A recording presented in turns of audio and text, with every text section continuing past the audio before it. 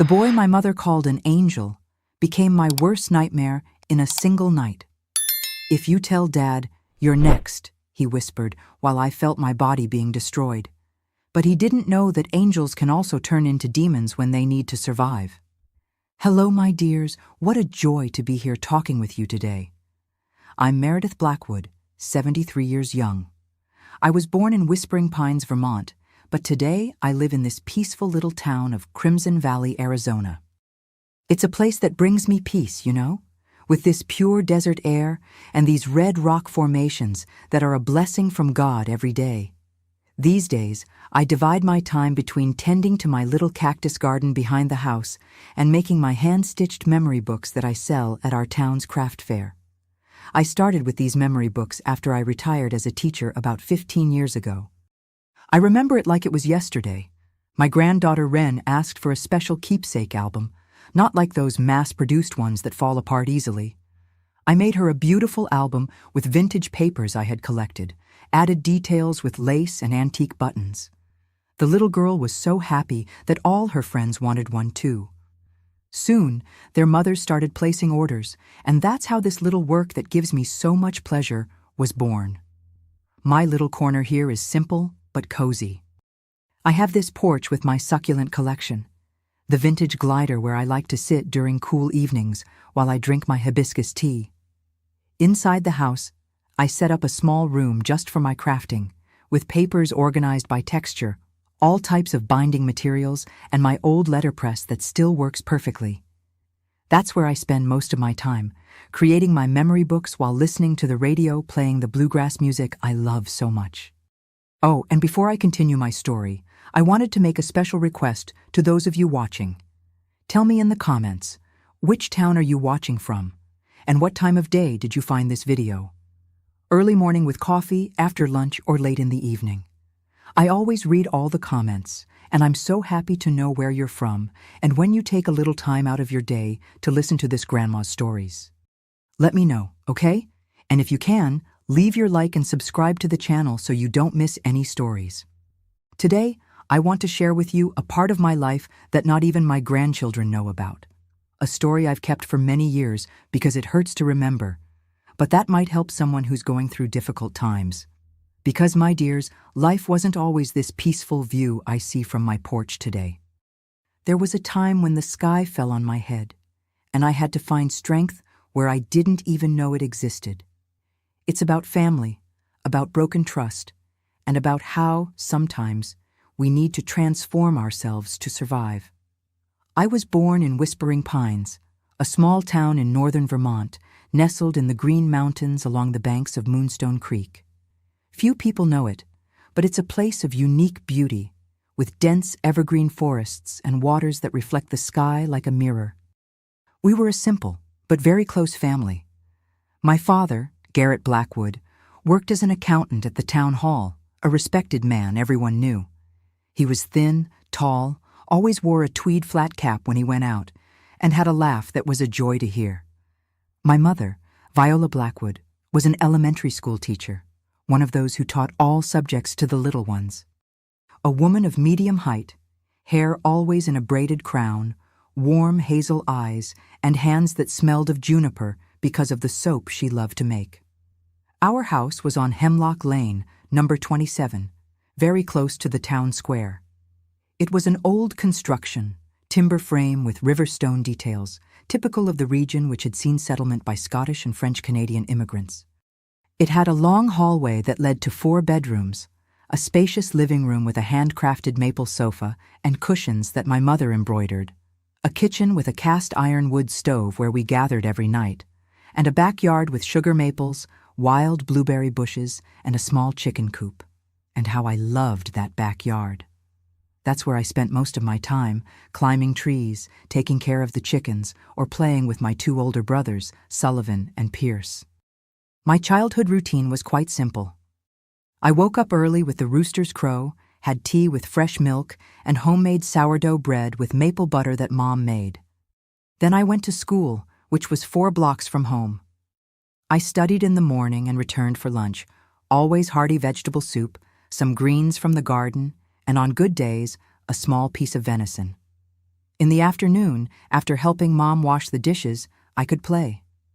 I played hide-and-seek, Red Rover, hopscotch, or house under the maple tree with my friends Zinnia and Temperance, who lived on the same street. We made our dolls from corn husks, dressed with fabric scraps that Mom kept from her sewing. Sundays were special days. We all went to service at Cedar Creek Church at the edge of town. Afterwards, the whole family gathered for lunch, which was always more elaborate, with roasted pheasant and that maple bread pudding that only my mother knew how to make. In the afternoon, when the chill set in, Dad would take us trout fishing at the creek, or we would receive visits from neighbors for tea with maple scones and conversation on the porch. It was a simple life, but a very happy one. But when I was 10 years old, our family changed forever. Mom had tried to have more children after me, but couldn't. There were 3 lost pregnancies, and each time she became sadder. I remember hearing her crying softly at night when she thought we were sleeping. That's when my parents decided to adopt a child. "We're going to give a home to a child who needs love," Mom would say, her eyes shining with hope. That's how Caleb came into our family. He was 8 years old when he came to live with us, 2 years younger than me. He was a skinny boy with copper hair and large, always alert amber eyes. At first he was shy, spoke little, and observed everything. Mom was patient, sitting with him for hours on the porch, telling stories, teaching him letters, making him feel part of our family. Gradually, Caleb opened up. He had a beautiful smile that lit up the whole house when it appeared. He loved helping Dad split firewood and had a special way with animals. And how well he carved! He made beautiful little wooden figurines that Mom proudly displayed on the mantelpiece. Everyone in town commented on how blessed we were to have received that boy into our family. "He seems like a little angel who fell from heaven," the ladies would say after church. At school, Caleb quickly stood out. He was intelligent, learned everything easily, and the teachers always praised him. I felt proud of my younger brother, and even Sullivan and Pierce, who were already teenagers, liked to teach him things. Our house became happier with his arrival, as if a constant ray of sunshine had entered through our windows. But around the age of 12, I began to notice subtle changes in Caleb. Sometimes he would disappear after school and arrive home with a strange smell on his clothes. When Mom asked where he had been, he gave vague answers or became irritated. "Leave me alone. I'm tired of you all watching me," he would say, and go up to his room slamming the door. Mom would look at Dad with concern, but he would say it was just a phase, that it would soon pass. On weekends, Caleb no longer wanted to fish or help with the firewood. He spent hours away from home with friends no one in the family knew. When he returned, his eyes were different, somewhat reddened, and he either laughed for no reason or stayed quiet in a corner, as if he were in another world. Mom started crying in secret again, and I heard my parents' worried conversations at night when they thought we were sleeping.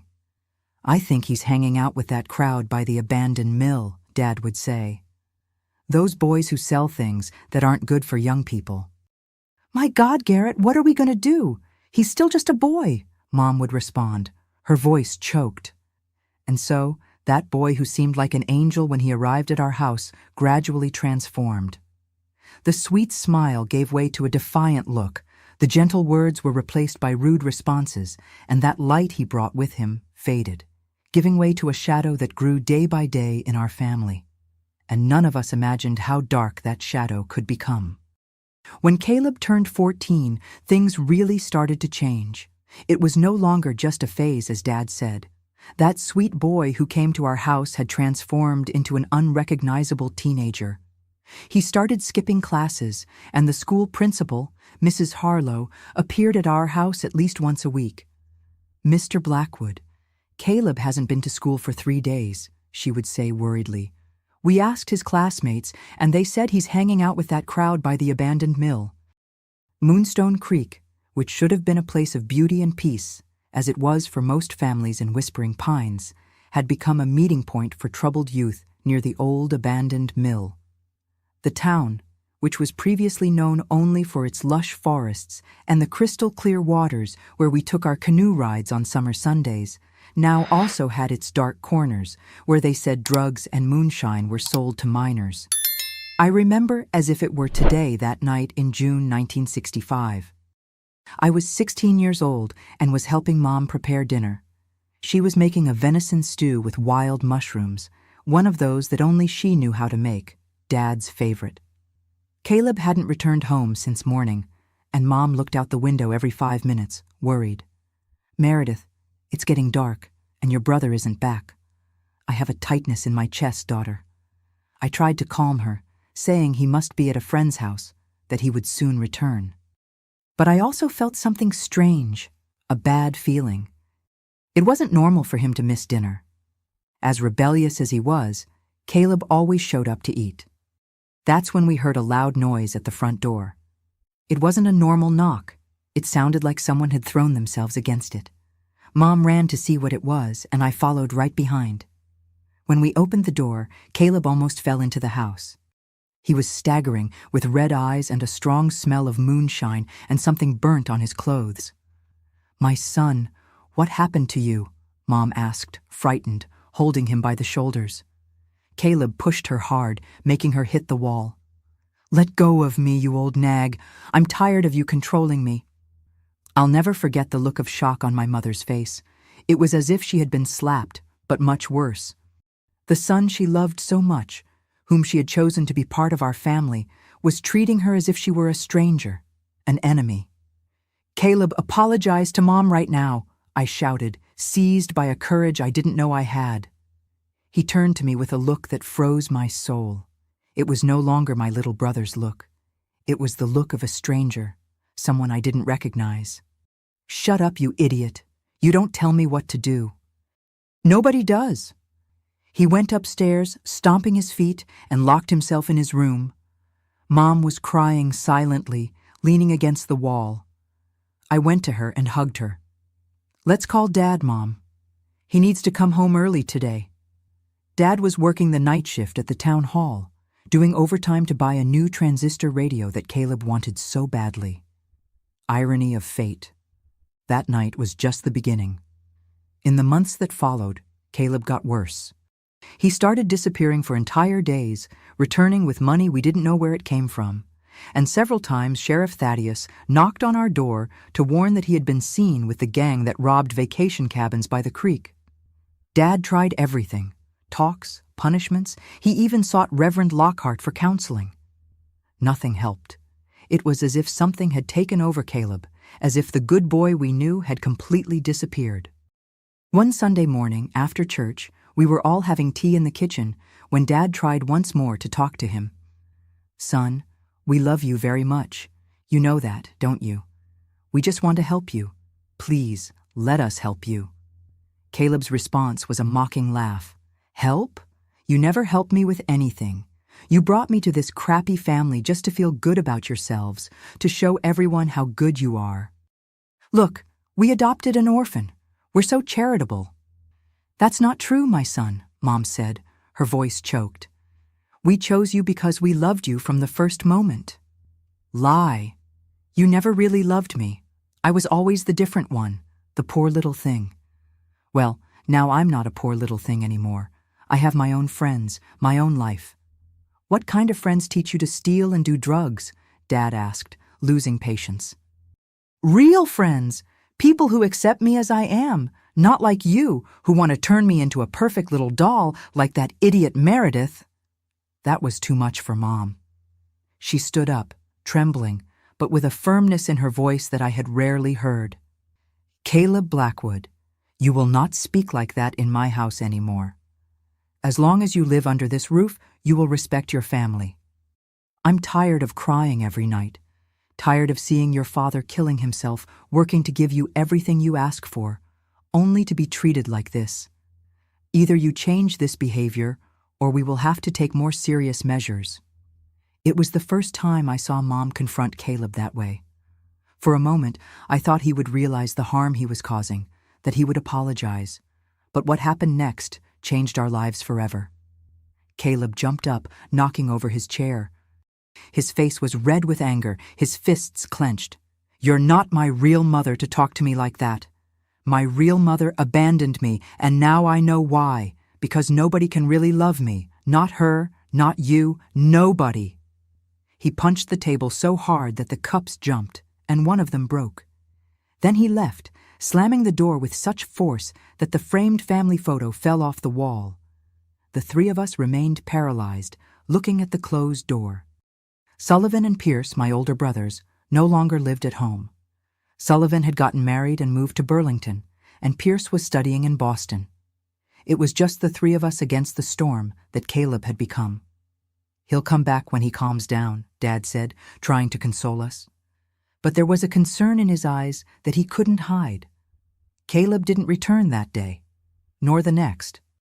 On the third day, when we were already thinking of looking for the police, he appeared at home late at night. He was calmer, even apologized to Mom in an awkward way. He said he had stayed at a friend's house, that he needed time to think. Mom, with that huge heart, hugged him and said it was okay, that the important thing was that he was home. For a few weeks, things seemed to improve a bit. Caleb returned to school, arrived home at the agreed time, even helped Dad split firewood sometimes. But I noticed that something still wasn't right. Sometimes I caught him looking at Mom with a strange, almost frightening look, and when she turned her back, he went back to being the polite boy as always. It was as if he was playing a role, waiting for something. It was during this time that I started locking my bedroom door at night. I couldn't explain why, but something told me I wasn't safe. There were moments when I felt Caleb watching me when I wasn't looking, in a way that gave me chills. But I didn't tell anyone. After all, he was my brother, and Mom had already suffered so much that I didn't want to worry her even more. What I didn't know was that this apparent calm was just the quiet before the storm. A storm that would destroy our family in a way I could never have imagined. It was October 1965, and it had been very cold that day. Dad had left for a work trip. He needed to go to Montpelier for a meeting with accountants from other town halls in the region. He would be gone for 2 days. "Take care," he said before leaving, giving Mom a kiss on the forehead and me a hug. For Caleb, a nod and a "behave yourself, son." Things between them had become so difficult that even gestures of affection had become rare. That afternoon, I was helping Mom make maple syrup with the sap we had collected from our trees. It was a tradition in Whispering Pines, especially in October when the sugar maples were ready. The sweet smell filled the whole house, and normally it was a happy time of laughter and stories. But that day, there was a tension in the air that we couldn't explain. "Meredith, have you seen your brother today?" Mom asked as she stirred the pot of maple syrup. "He left early, even before breakfast. Said he was going to meet some friends." Mom sighed, stirring the bubbling syrup more slowly. "I've been having bad dreams, daughter. I dream of murky water, of doors I can't open. My grandmother used to say that was an omen." "That's silly, Mom. They're just dreams," I replied, trying to calm her. But deep down, I also felt something strange, as if the air had become heavier. We finished the maple syrup late in the afternoon. Mom filled some small glass jars and left the rest cooling in the pot. "I'll save one for your father. He loves it," she said with a sad smile. Then she went to lie down a bit, complaining of a headache. I stayed in the kitchen cleaning up the mess. When I finished, I went to my room to study. I had a math test the next day and wanted to be well prepared. Time passed, and when I realized, it was already getting dark. I went downstairs to turn on the lights and check if Mom was okay. The house was strangely silent. I called for her but got no response. I went to her room, but she wasn't there. I went back to the kitchen. Maybe she had gone out to the yard. That's when I heard a loud noise coming from the living room, as if something had fallen. "Mom?" I called, walking slowly toward the living room. What I saw when I entered makes me tremble to this day. Mom was lying on the floor, blood flowing from her head, forming a dark pool on the light rug she loved so much. And over her, with an expression I will never forget, was Caleb. In his hand, our carved wooden lamp now broken and stained red. "What did you do?" I screamed, running toward Mom. Caleb looked at me, as if only now realizing I was there. His eyes were glazed, his pupils so dilated that you could barely see the color of his eyes. His body trembled slightly, and there was a strong smell of moonshine and something else that at the time I didn't recognize. But today I know was drugs. She wouldn't stop talking, talking. Saying I was destroying the family, that I was a disappointment, he muttered, looking at the lamp in his hand as if he didn't understand how it had gotten there. I knelt beside Mom, terrified. I couldn't feel her breathing. There was so much blood that my hands and my dress soon became soaked. "We need to call a doctor, quick!" I shouted at Caleb. That's when I saw the change in his eyes, as if something had clicked inside him. A look I had never seen before, not even in the worst days. An empty look, but at the same time full of a terrible intention. "Nobody is going to call anyone," he said with a strangely calm voice.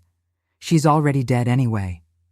"No, it can't be," I sobbed, feeling a despair that seemed to tear me apart inside.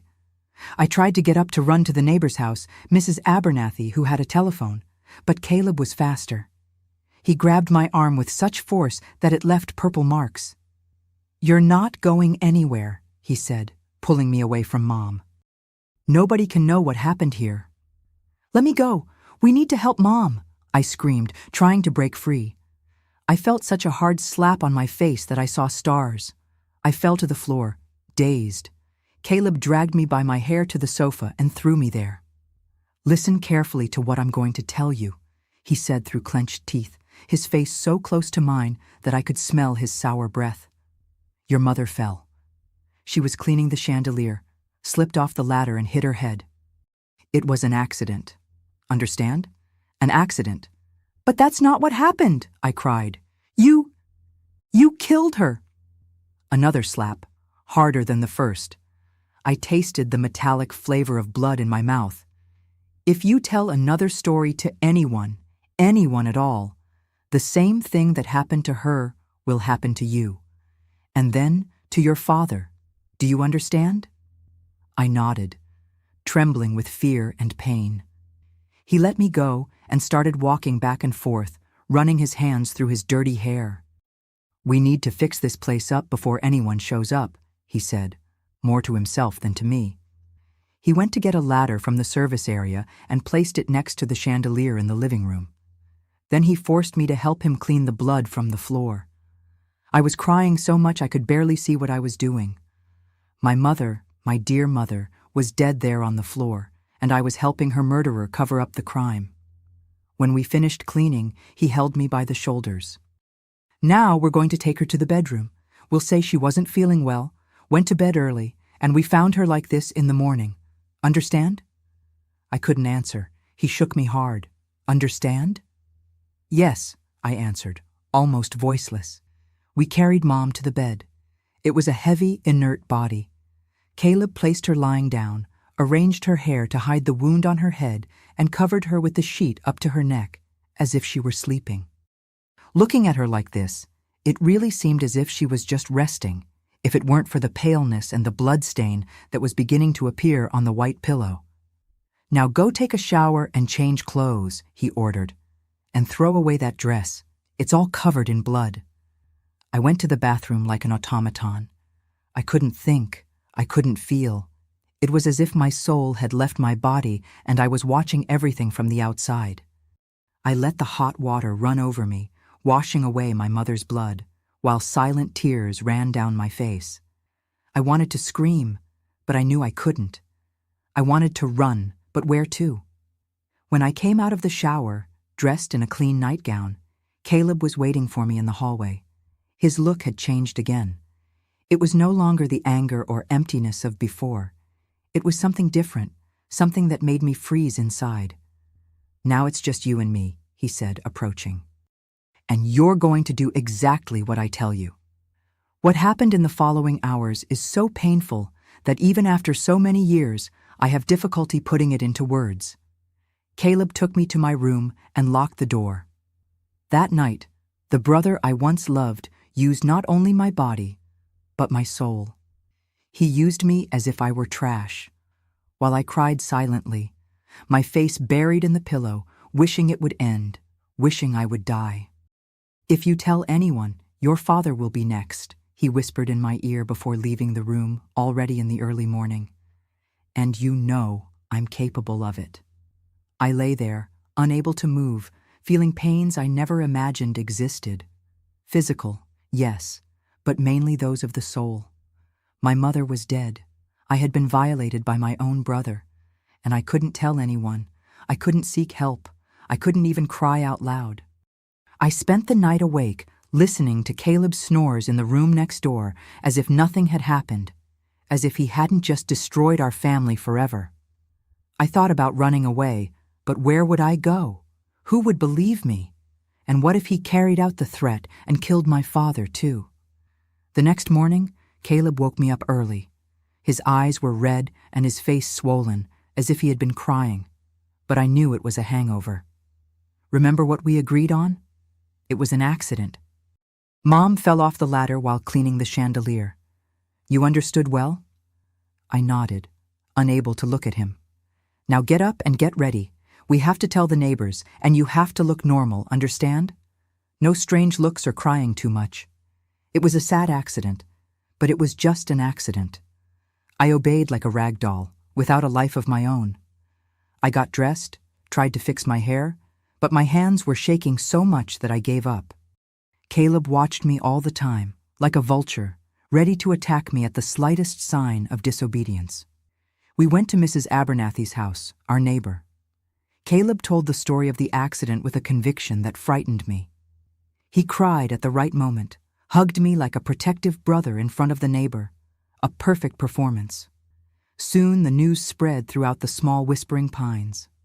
The neighbors came, the town doctor, Dr. Emmett, came to examine Mom and sign the death certificate. "Cranial trauma due to accidental fall," he wrote, without suspecting anything. Someone called Burlington, notifying Sullivan. Another person managed to get a message to Dad in Montpelier. The house soon filled with people, with whispered voices, with looks of pity. And in the midst of all this, I, like a shadow, observing the world moving forward while mine had stopped forever on that fateful night. Caleb continued his impeccable performance. The grieving son, the protective brother. He received condolences, thanked the neighbors for the food they brought, organized the preparations for the wake. No one, absolutely no one, suspected the monster behind that mask of mourning. And me? I was trapped in a nightmare from which I couldn't wake up. A nightmare that would continue the following night, and the next, until my father's return. Because Caleb, as if it weren't enough to have taken my mother and my innocence, returned to my room the next 2 nights. And each time he opened that door, a part of me died a little more. Dad would arrive at the end of that day. The house was clean. Mom's wake had already taken place, and the burial would be the next morning. I was sitting on the porch, staring at nothing, when Caleb approached. My entire body stiffened, like a cornered animal that senses the predator nearby. "Dad arrives today," he said, sitting next to me, too close. "You remember well what you're going to say, don't you?" I nodded in silence. In those 3 days, I had learned that the less I spoke, the less attention I would draw from him. "Look at me when I'm talking," he ordered, grabbing my chin firmly. "If you open your mouth, if you tell anything different from what we agreed, the next one to have an accident will be him, understand?" His eyes were cloudy, as they always got when he used those strange cigarettes or took the pills he hid in the bottom of the drawer. But there was also a terrifying lucidity there, a calculated cruelty that told me he would fulfill every word of his threats. "I won't say anything," I replied, my voice almost inaudible. He smiled, a smile that had no joy, only satisfaction with the power he exercised over me. "Good girl. Now go get ready, put on a clean dress. You have to look presentable when Dad arrives." Like an automaton, I went to my room and put on the black dress that Mom had made for me the previous Christmas. It was the first time I was wearing it. Mom would never see me in it. This thought made my eyes fill with tears again, but I wiped them quickly. I couldn't cry. I had to look normal. The afternoon dragged on as if each minute lasted an eternity. The neighbors continued coming, bringing food, words of comfort that meant nothing to me. Caleb received them, always attentive, always playing the role of the grieving son, the protective brother, and everyone believed. No one saw the monster behind that mask of mourning. When the town hall car stopped in front of our house, bringing Dad back, I felt my heart race. Part of me wanted to run to him, tell him everything, beg for protection. But the other part, the one that had been broken in those days, knew that this would be a death sentence for him. Dad got out of the car with a devastated face. Someone had managed to notify him in Montpellier, and he returned as fast as he could. His eyes sought mine as soon as he entered the house, and what I saw in them broke my heart once more. A deep pain, a confusion, as if he couldn't believe what was happening. "Meredith," he murmured, opening his arms. I ran to him and hugged him with all the strength I had. I wanted to stay there forever, protected, safe. But over his shoulder, I saw Caleb watching us, his cold eyes reminding me of our agreements. "Dad, I'm so sorry," I cried, and for the first time since the incident, the tears came genuine, uncontrollable. "What happened, daughter? How? Why?" He couldn't form complete sentences. The pain was too great. Before I could answer, Caleb approached, putting his hand on my shoulder with enough force to hurt me, but in a way that seemed like just a gesture of comfort in Dad's eyes. "It was a terrible accident, Dad," he said, his voice choked. "Mom was cleaning the chandelier, used the old ladder and fell. She hit her head. When we found her..." Dad fell to his knees, sobbing like a child. Caleb knelt beside him, hugging him, while looking at me over Dad's shoulder. A look that clearly said, "See how it's done?" That night was the longest of my life. Dad couldn't stop crying. The neighbors took turns staying with us, but eventually they left, leaving only our shattered family. A father destroyed by pain, a daughter trapped in a nightmare, and the monster who had caused it all. When I finally went to my room late at night, I locked the door and pushed the dresser against it. I couldn't stand another night in Caleb's hands. I'd rather die. But even so, I stayed awake all night, sitting on the bed, hugging my knees, trembling at every noise in the hallway, imagining that at any moment he could knock down the door. The burial the next day was like a blur in my memory. So many people, so many empty words of comfort. Dad looked like a ghost, pale, his eyes red from so much crying. Caleb continued his theater, receiving condolences, thanking everyone for their presence. And I was there, standing next to my mother's coffin, unable to say goodbye, unable to process that I would never hear her voice again, feel her embrace. In the days that followed, a dark routine set in at our house. Dad could barely get out of bed. Caleb took control of everything. He paid the bills, did the shopping, cooked. In everyone's eyes, he was the perfect son, taking care of the family in such a difficult time.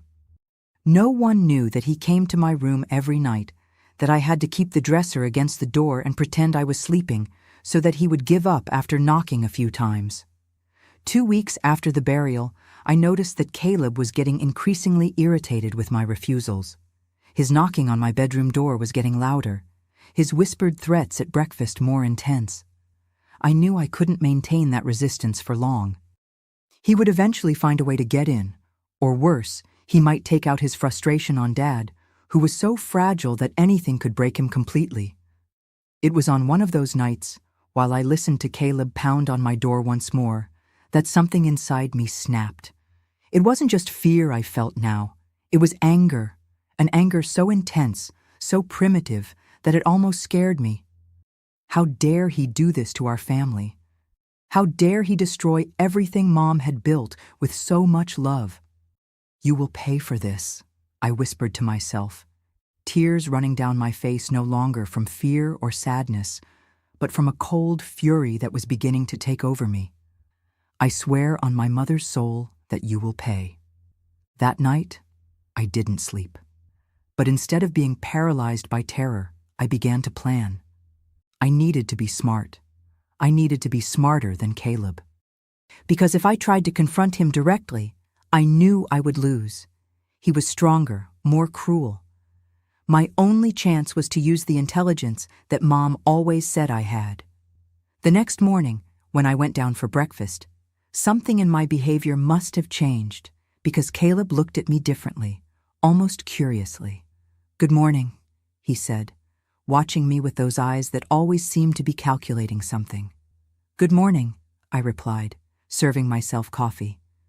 My voice was calm, controlled. It was no longer the voice of the terrified victim of the last few days. He frowned, probably sensing the change, but didn't say anything.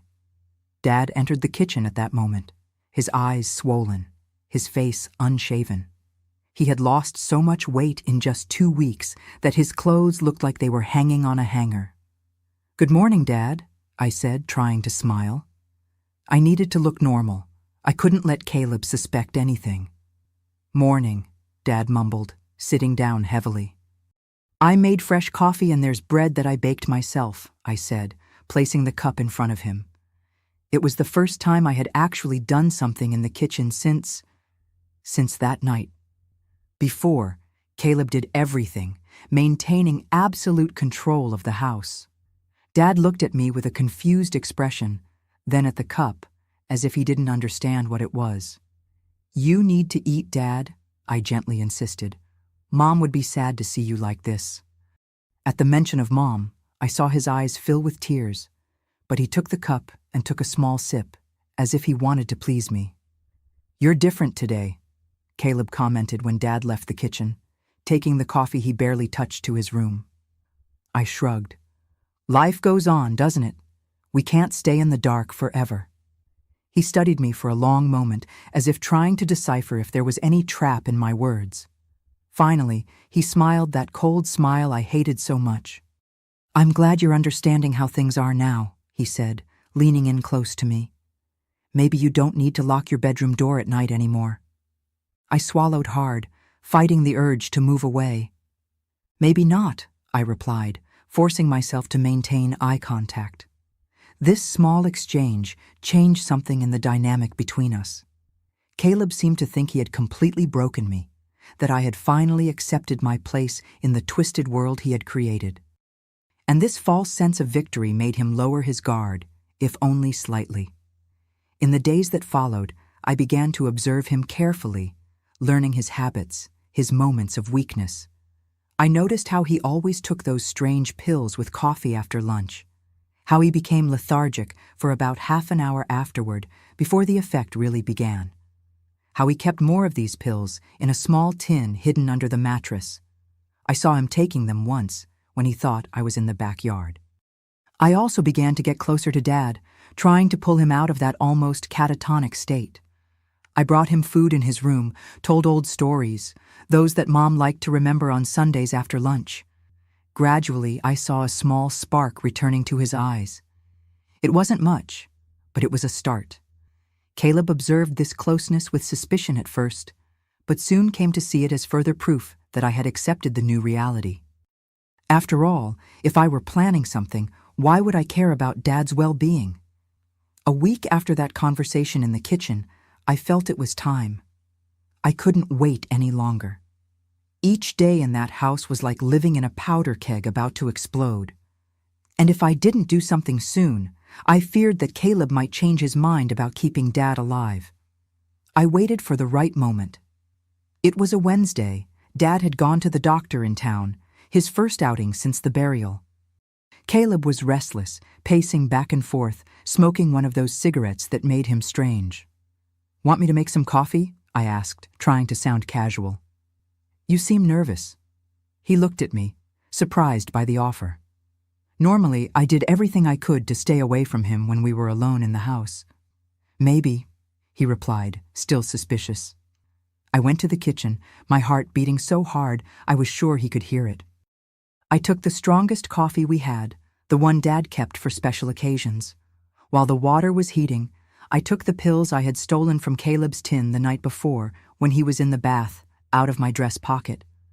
I didn't know exactly what they were, but I had seen the effect they had on him. If one or two left him in that lethargic state before the euphoria, what would happen if he took several? My hand trembled as I crushed the 6 pills in the mortar that Mom used for spices, turning them into a fine powder that I mixed into the coffee. "You're taking too long," Caleb shouted from the living room. "Coming," I replied, pouring the coffee into the cup. I added plenty of sugar to disguise any strange taste and took it to him. Caleb took the cup, looking at me intently, as if searching for some sign of betrayal. He took a small sip, then another. "It's good," he said, surprised. "You made it differently." "I used Dad's special coffee. I thought you deserved it," I replied, forcing a smile. He smiled back, that smile that never reached his eyes, and continued drinking. I sat in the armchair across from him, pretending to read a magazine, but watching him over the pages. Gradually, I saw the effects begin. First, he became more relaxed, sinking into the sofa. Then his eyes began to get heavy, and he blinked slowly, as if fighting sleep. "What strange coffee," he mumbled, his voice already slurred. "What did you—" He didn't finish the sentence. His head tilted to the side, and the cup slipped from his hand, spilling the rest of the coffee on the rug. The same rug where my mother's blood had formed a pool on that horrible night. I got up slowly, my heart still racing, and approached him. Caleb was unconscious, his breathing heavy and irregular. For a moment, I felt a pang of fear. What if I had overdosed him? What if he died? But I soon pushed that thought away. After what he did, it would only be justice. I didn't have much time. Dad would return from the doctor soon, and I needed to be ready. I ran to Caleb's room and started going through his things. I found more of those pills in the tin under the mattress, a small bag with a white powder hidden inside a sock at the bottom of the drawer, and a small gun wrapped in an old shirt. I took everything and carried it to the living room, placing it beside him on the sofa. Then I went to the phone and dialed the sheriff's office. "Whispering Pines. Sheriff's office.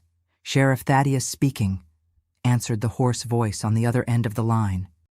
"Sheriff, this is Meredith Blackwood," I spoke, my voice trembling, but determined. "I need you to come to my house urgently.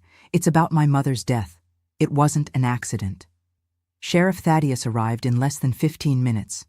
When I opened the door, I saw that he had also brought Deputy Silas, a burly man with a thick mustache who commanded respect. The two looked at me with a mixture of curiosity and concern. "Where is your brother, girl?" asked the sheriff, removing his hat as he entered. "In the living room," I replied, leading them. "He's unconscious." When we entered, Caleb was still passed out on the sofa, breathing heavily, with the drugs and the gun exposed at his side. The sheriff looked at that scene and frowned. "What happened here?" I took a deep breath. It was time for the truth. A truth that had been trapped inside me like a corrosive poison for almost 3 weeks. "My mother didn't die in an accident," I began, feeling the words leave my throat like stones. "Caleb killed her. I saw everything." The sheriff and the deputy exchanged grave looks. The sheriff gestured for me to continue. With a trembling but determined voice, I told everything. How Caleb had arrived drugged that night, how he argued with Mom, how he hit her with the lamp. I told how he forced me to help him cover up the crime, how he threatened me and my father. And finally, with tears streaming down my face, I told about the acts I suffered on the following nights. Deputy Silas visibly paled during my account, his hand instinctively going to the gun on his belt when I mentioned those disgusting acts. Sheriff Thaddeus, on the other hand, remained impassive, but his eyes revealed contained fury. "Why didn't you say anything before, girl?" he asked when I finished. "He threatened to kill my father if I told," I replied, wiping the tears with the sleeve of my dress. "I knew he would be capable. After what I saw, I was sure he wouldn't hesitate." At that moment, Caleb began to move on the sofa, mumbling something unintelligible. Deputy Silas quickly positioned himself over him, handcuffs in hand. "And how did he get in this state?" asked the sheriff, observing Caleb with contempt. I told about the coffee with the pills. I didn't lie. I had nothing more to hide. If this brought me problems, so be it. I couldn't stand living in that hell anymore. To my surprise, the sheriff just nodded. "Self-defense," he muttered, more to himself than to me. Any judge would understand. Caleb woke up completely when Deputy Silas put the handcuffs on his wrists. His eyes, still cloudy from the drugs, widened when he saw the police officers, then fixed on me with such intense hatred that it made me step back. "You treacherous bitch!" he roared, trying to get up, but the deputy kept him firmly pressed against the sofa. "You'll pay for this! I'll kill you! I'll kill your father!" "Shut your mouth, boy," ordered Sheriff Thaddeus, his voice cutting through the air like a whip. "You're under arrest for the murder of Viola Blackwood and the assault of Meredith Blackwood. Everything you say can and will be used against you in court." Caleb continued screaming threats as they dragged him out of the house, but his words no longer affected me like before. It was as if a huge weight had been lifted from my shoulders. For the first time in weeks, I breathed without feeling that oppression in my chest. Deputy Silas took Caleb to the patrol car, while the sheriff stayed with me. "We'll need an official statement at the station," he said, his voice now softer. "And you'll need to undergo a medical examination." I nodded, feeling a blush of shame rise to my face, but I knew it was necessary. "And my father?" I asked. "How am I going to tell him?" The sheriff put his hand on my shoulder, a paternal gesture that painfully reminded me of Mom. "Do you want me to be here when he arrives? I can help explain." "Please," I replied, grateful for the offer. We didn't wait long. Soon we heard the car stop in front of the house, and Dad entered, stopping abruptly when he saw Sheriff Thaddeus in the living room. "What happened?" he asked, his face pale with concern. "Where is Caleb?" The sheriff gestured for him to sit down, and Dad obeyed, looking even older and more fragile under the afternoon light coming through the windows. "Mr. Blackwood," the sheriff began, "I have difficult news. Your daughter has told us the truth about Mrs. Viola's death." I saw Dad's face contort in confusion. "The truth? But it was an accident. She fell from the ladder." "No, Dad," I intervened, sitting next to him and holding his hands. "It wasn't an accident. Caleb, The words got stuck in my throat. How do you tell a father that his adopted son, the one he welcomed with so much love, had murdered his wife and abused his daughter? Sheriff Thaddeus noticed my difficulty and took over the narrative, explaining in direct but respectful words what had really happened on that fateful night and in the days that followed. Dad listened to everything in silence, his face a mask of growing horror. When the sheriff finished, he turned to me, his eyes welling up. "Is it true, daughter? All of this?" I nodded, unable to speak, tears returning with full force. Dad pulled me into a hug so tight it almost hurt, but it was a welcome pain. It was the protective hug I so badly needed in the past weeks. My daughter. My girl. How could I not notice? How did I let this happen? He sobbed, holding my face between his trembling hands. Forgive me, daughter. Forgive your father for not protecting you. It wasn't your fault, Dad, I replied through tears. He fooled all of us, right to the end. The sheriff gave us a few moments, then explained that he would need to take me to the station for the official statement and to the medical clinic for the examinations. Dad insisted on coming along, of course. He wouldn't leave my side even for a second from that moment on. The following hours were a blur of statements, humiliating examinations, and more tears. But there was a fundamental difference. Now I was no longer alone. Dad was by my side, holding my hand when the procedures allowed, waiting patiently outside when they didn't. I learned later that Sullivan and Pierce were also called to the station to testify about Caleb's behavior in recent times. Both confirmed the changes they had noticed, how he had become aggressive and unstable. I must have felt something was wrong, Sullivan told the sheriff, because I had been thinking about visiting you, but with work and the new baby, I feel so guilty now. Pierce, always more quiet and observant, revealed that he had seen Caleb with the crowd from the abandoned mill once when he came to spend a weekend at home. They were smoking something strange and exchanging small packages. I told him to stay away from those people, but he laughed in my face and said I didn't tell him what to do. The investigation was quick. The evidence was compelling. Besides my testimony, there was the medical report that proved the abuse, the drugs found with Caleb, and the forensic examination done at our house, which found traces of blood on the living room rug, even after our attempts to clean it. The gun found in Caleb's room also linked him to a series of robberies at vacation cabins in the region. Apparently, Caleb was part of a gang that had been terrorizing tourists for months. The trial took place 3 months later. It was a difficult period, but of slow recovery. Dad and I temporarily moved to Sullivan's house in Burlington. We couldn't stay in that house in Whispering Pines anymore, where every corner reminded us of what we had lost and the horror we had lived through. I didn't need to testify in person at the court thanks to the efforts of the prosecutor, Mr. Archibald, who argued that this would be a second victimization. My recorded testimony at the station was considered sufficient. Caleb was convicted of first-degree murder, rape, and criminal association. He received a sentence of 30 years without the right to appeal. The last time I saw him was the day he was taken from the county jail to the state prison in Windsor. He looked at me with those eyes empty of humanity and said, "This isn't over, Meredith. One day I'll be back." But his words no longer had power over me. I was free of him finally. It took us more than a year to begin rebuilding our lives. Dad never fully recovered. How could he? He lost the wife he loved and discovered that the son he had welcomed into his home was a monster. But gradually, he found small reasons to continue. His work at the town hall, the birth of Sullivan's second child, my progress at school. As for me, I had nightmares almost every night. I would wake up screaming, in a cold sweat, believing that Caleb was in the room. Dad would come running, hug me until I stopped shaking, murmuring words of comfort that slowly began to make sense. Dr. Oswald, the family doctor for years, recommended that I talk with Mrs. Theodora, a lady who helped people with problems of the soul, as he delicately put it. Today, I understand that she was what they would call a therapist.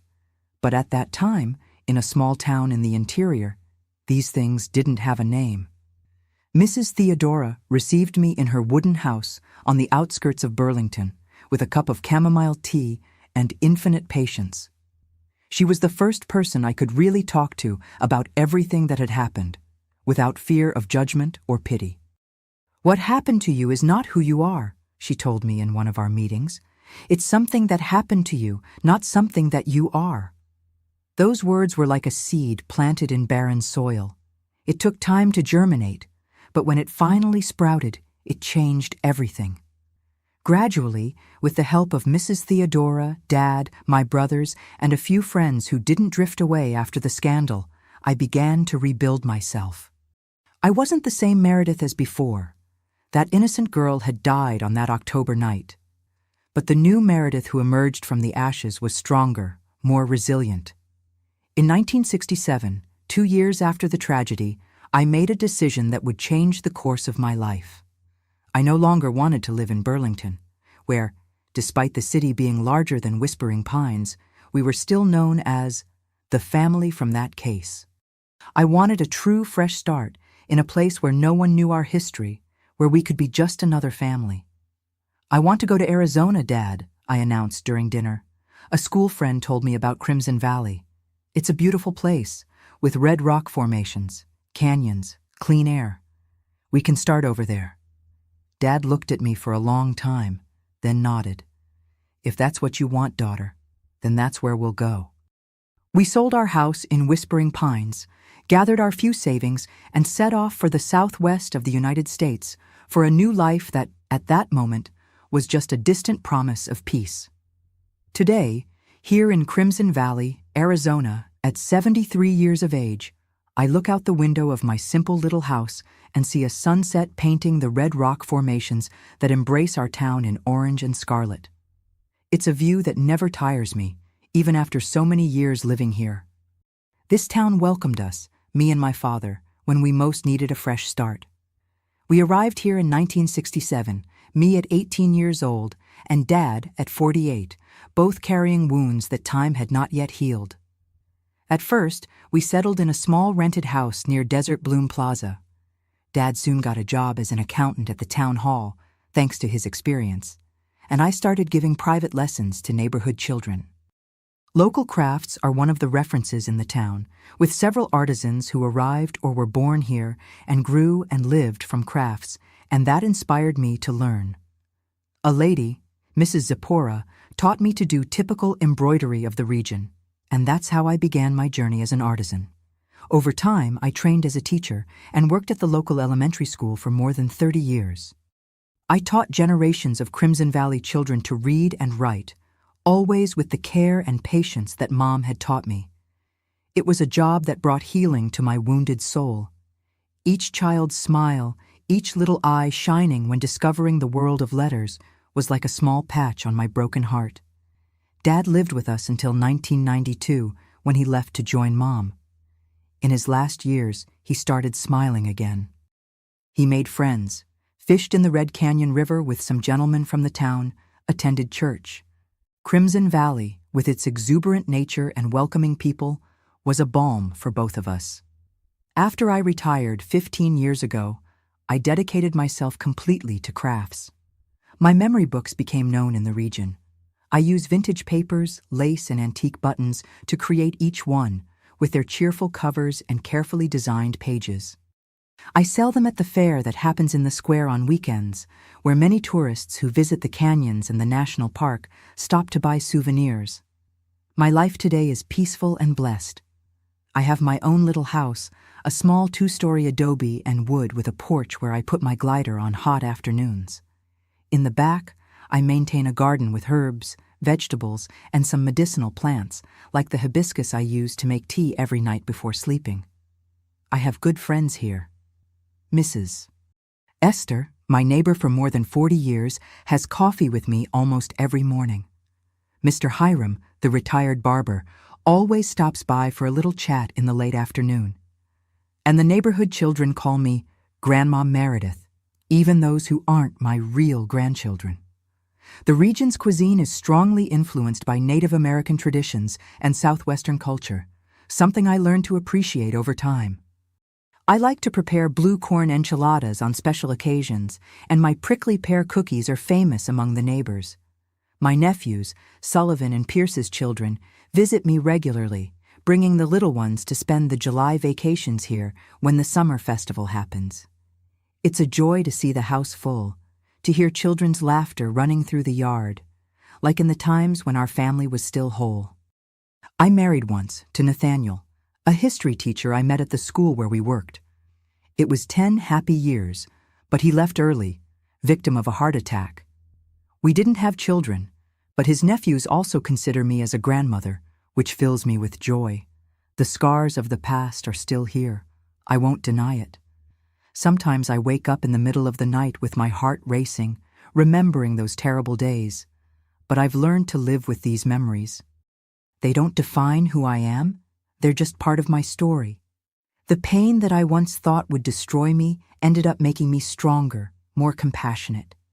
I discovered that life, even after the worst storms, finds a way to bloom again.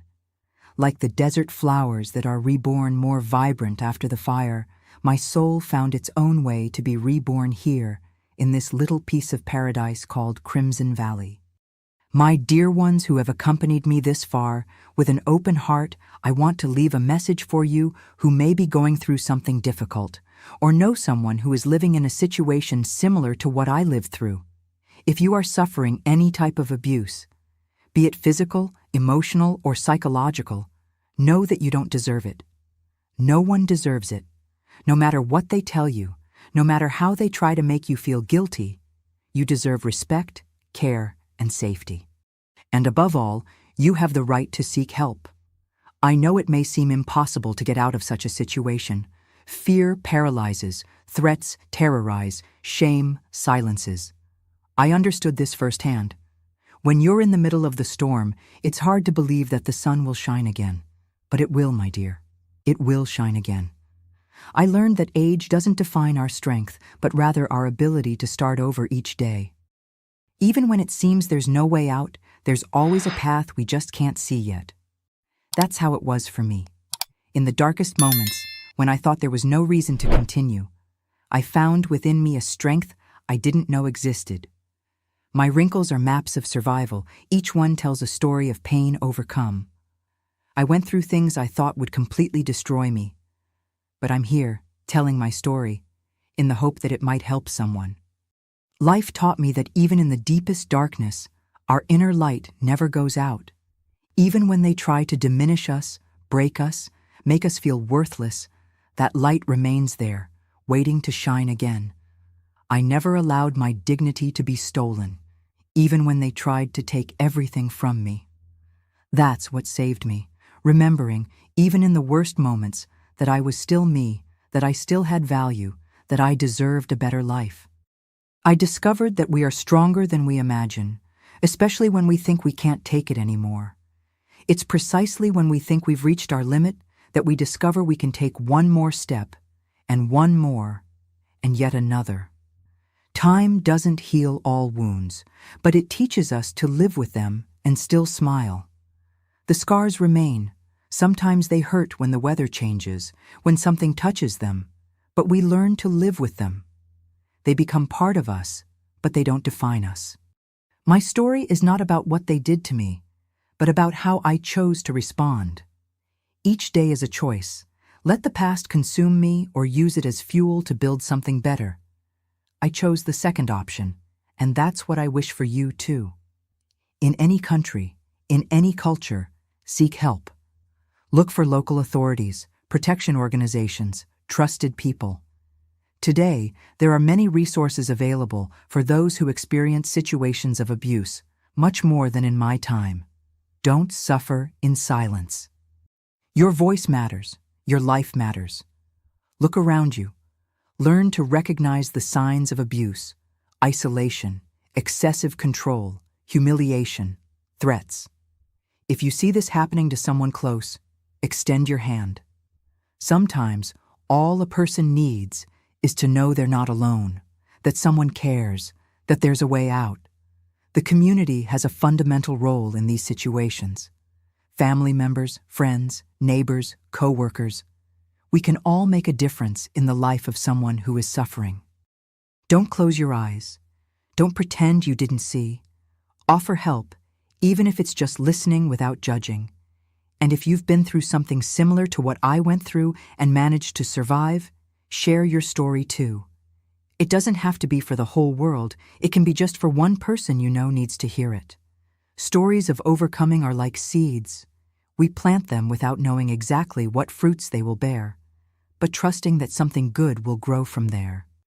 My dear ones in my heart, if you know someone who is trapped in a cycle of domestic violence or any type of abuse, share this video immediately. Every minute counts when living in hell. Your actions can save a life today, right now. Don't wait until tomorrow, because for many victims, tomorrow may not come. Click subscribe and turn on the notification bell so these messages of hope can reach those who need them most. Tell me in the comments if you've ever helped someone get out of an abusive situation or if you yourself managed to escape. Your words could be the light someone is looking for. Do this now, don't wait another minute. Because, my dears, what I never told anyone until today is that I admit I thought about committing extremely harmful acts against my body.